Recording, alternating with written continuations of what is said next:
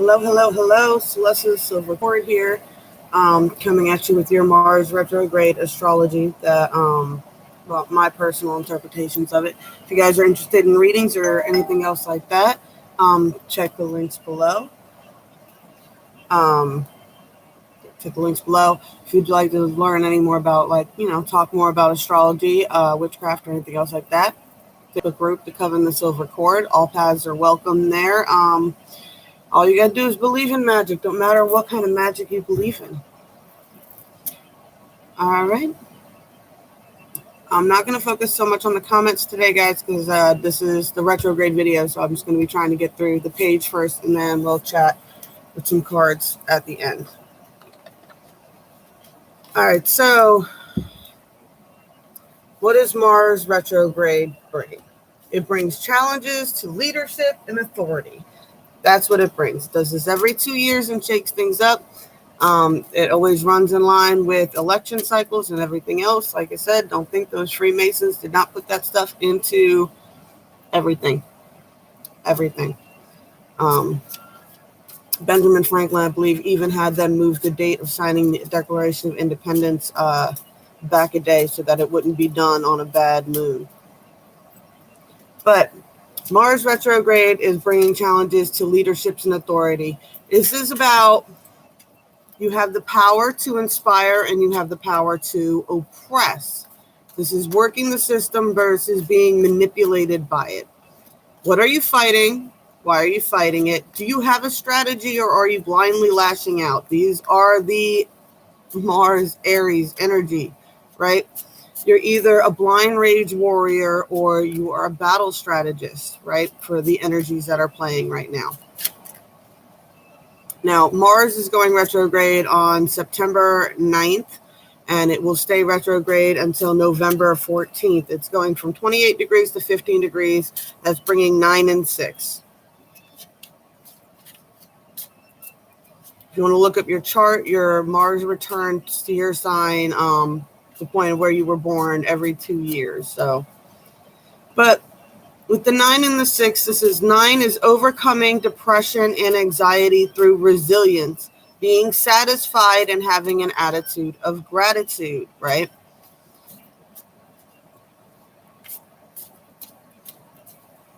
That's how you overcome the anxiety. When you overcome the anxiety, that is trying not to cast judgment because you will receive judgment in return, right?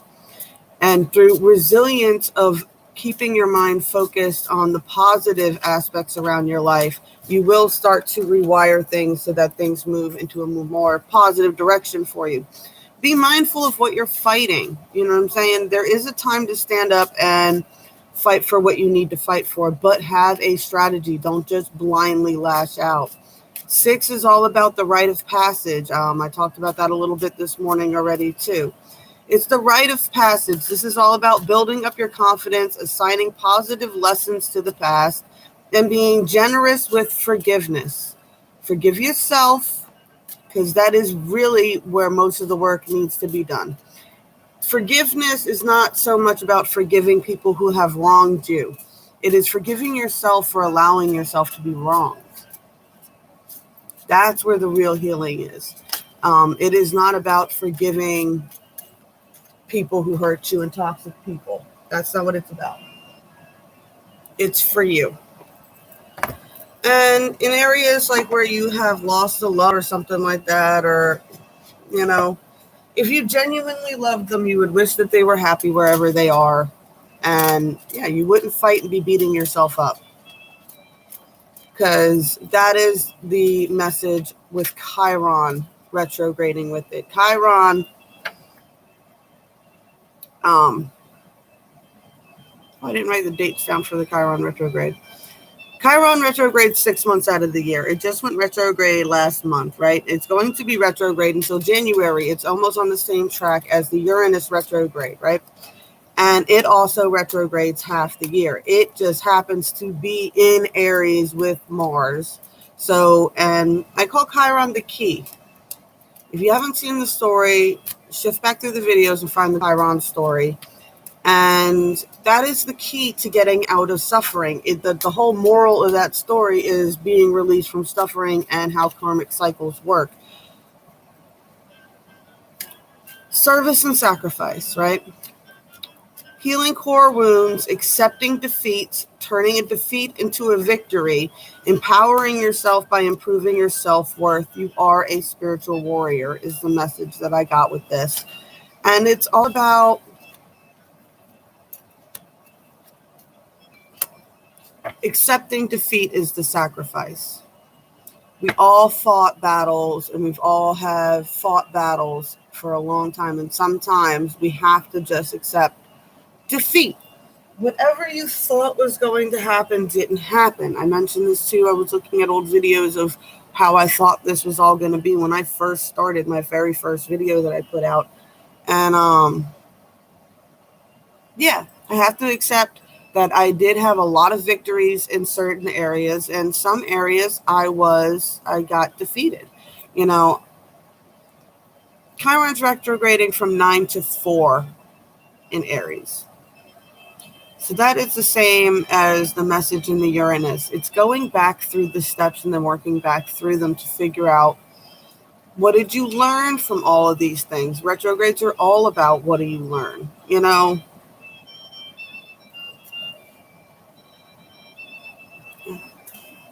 and why are you fighting? With Mars and Aries, you always have to be asking yourself, why are you fighting? Why are you triggered? Because it's going to be a lot of projection, and you're going to have to recognize why people are fighting with you too, because they're going to be projecting onto you. Whatever, they're going to be harping on things that you're doing, and it's going to bother them because they're doing it somehow too. So that's the battle that's going to be going on, guys, and you're going to have to recognize, why am I fighting? Why are they fighting? How can I stop it? This is about being the mediator, because the Aries energy in a lot of the decks is the Emperor, but in the Goddess deck, it is Freya, and she's the mediator. She's a goddess of war, but she's also a mediator, because in the end, the objective of war is peace. I know that's a crazy concept, but that's it. I mean, the battles are usually started because there was conflict already. Something was going on. There was a problem that nobody was recognizing. People were either starving or things of that nature. And the objective of the war was to change leadership so that we could have peace. That's the energy that you should be working with. It shouldn't be about, why am I fighting? Now,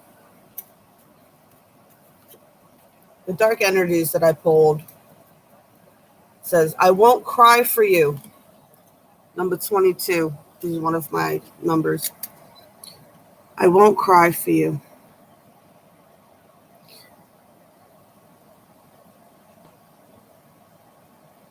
This is something I do too, and I will say this is a very big Aries energy. I have only cried one night. It's something I put in my mind when I was young, and I've always done it. Whenever I have a breakup or something like that, I designate one night that I will cry, and then I will not cry for you anymore. Because crying for them is putting yourself back in the low vibrational frequency of the breakup. You're just reliving it over and over and over and over and over again, and that's why you can't move past it. And that goes along with the Uranus retrograde steps that I gave you guys, working from 10 to 6 and back again. This goes all the way to 9 to 4, which is 4 is the 1111 card. So this is going back to, why are you still carrying this burden? You work your way all the way back. Why are you carrying this burden? Because you thought it was the 1111 card. Now you have to work your way back through. 4 or 5, the worry of losing it. 6, nostalgia, holding on to the past still. 7, deceit. What was an illusion? What was your own mind? 8, how are you going to move past this? 9, put the burdens down, because it's the only way you can move past it. 10, close the cycles, guys. Artificial heart.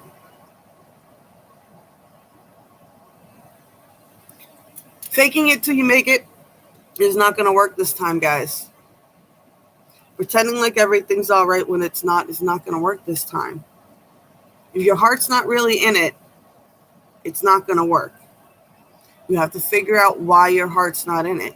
If you cannot have real conversations with people without it coming down to a breakup fight, you need to recognize that that is a manipulation to keep you in the relationship that they know you're not attached to anymore. You need to find out where your detachments are.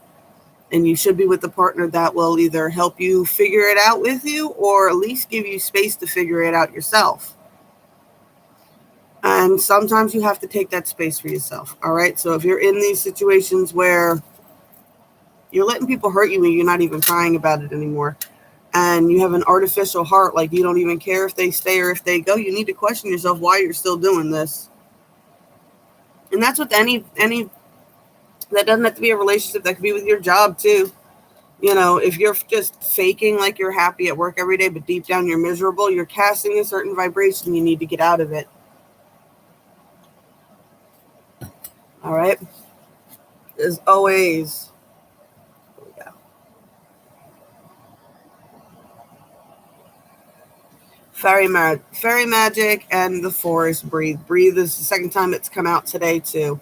Take time to breathe. Slow your breathing down. With these energies, it will feel like you're on a caffeine high. Sometimes it gets shaky. You'll start breathing quickly.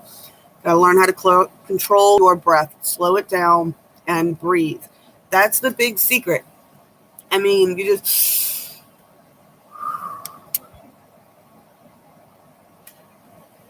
And if you have to be obvious about it, you have to be obvious about it. I'm pretty obvious. When something hits me that's kind of triggery, I will do that breathe. And then they know they've touched something, but they're going to give me a second to breathe through that and, come up with a non-confrontational response to whatever the hell's going on. Right? Fairies and earth magic. Remember that magic does still exist. Even though hard times are happening right now, this is it, guys. This is it. There is magic all around us. It is all right there. I mean, I like the way they explain. I forget where that quote comes from. All magic is just science we don't understand yet. Like we understand crystals now like we didn't understand them before. This is all tying into that. This is... Yeah, remember that magic does exist. You do have control. And you can control and manipulate the energies around you to bring yourself abundance and joy in your life and bring you in real love. But you have to understand that magic, it comes from within first. You have to build it within yourself, and you do that through, self-love.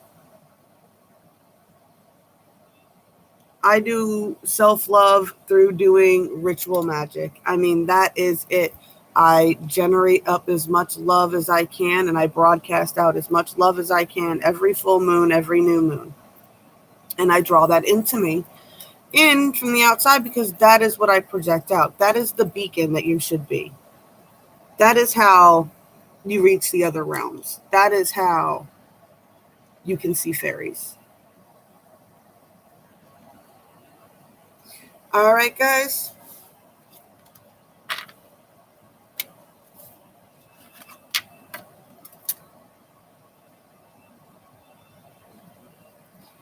Like I said with the Uranus one, Mars goes through this every 2 years.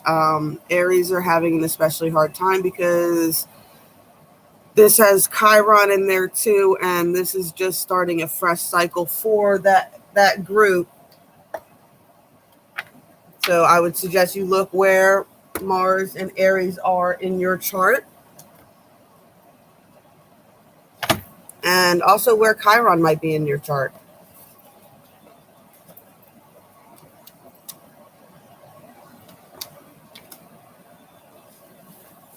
All right, y'all, that's all the time I have for this video today. I'll be touching more on this in the morning.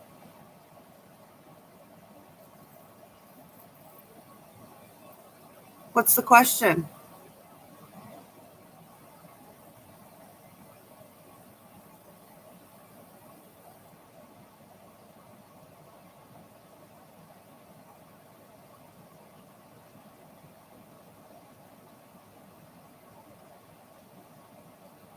Mm-hmm. Yeah, you might want to check out the Uranus video, because you got a bunch of stuff coming up in Taurus on the 15th, and that's the Uranus retrograde video right below, which is also all playing into this, guys. I'm telling you, this journey of 10 to 6 and back again, and then you got 9 to 6 here and 9 to 4. This is all about working backwards through those numbers and then working back up. All right? It gets easier every time you take the time to do the work and work through it. Promise. Blessed be all those who walk these paths with me. I love you guys, and I will talk to you later.